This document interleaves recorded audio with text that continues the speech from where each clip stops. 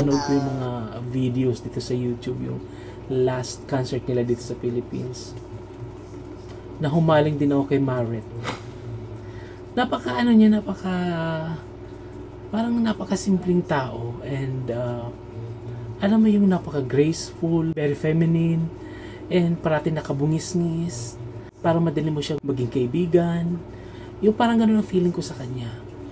And although sa kanilang dalawa, si Mario naman kasi guys, literal na belter talaga yun. Ito, sweet ang boses niya. Iba yung quality ng boses ni Maret. Kaya bagay yung blending nila. Isang mataas, tapos isang katamtaman, and then yung quality ng voice ni Maret talagang parang angel. Diba? Napaka soft and sweet. Basta yung yung quality niya, gustong-gusto ko, bagay sa acoustic talaga.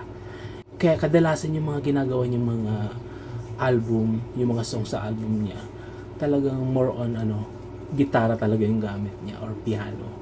Kasi lumulutang talaga yung boses niya. Compare kay Marion, di ba? More on alternative pop music siya. Masyadong loud. May mga nagawa pa nga siya song na parang rock na talaga yung dating eh.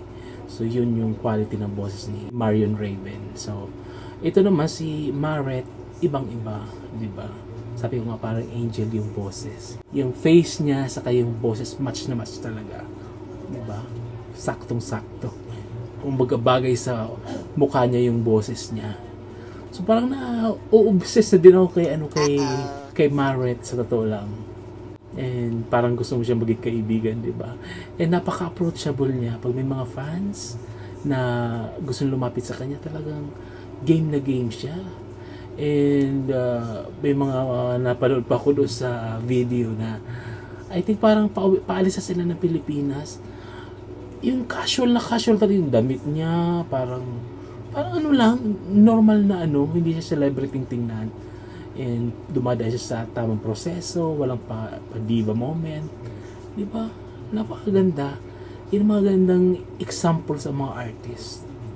Yung humble, down to earth, hindi mayabang na porket kilala ka na. Akala mo kung sino ka na talagang nasa pedestal na talaga. Na hindi ka na pwedeng ma-reach ng mga tao, especially ng mga fans mo. Siya totoo talaga, and lahat ng fans niya, kahit pagod siya, talagang entertain niya talaga. So yun yung si Maret.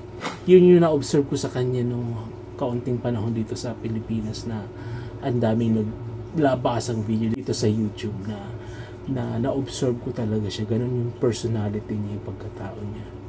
Nakakatuwa.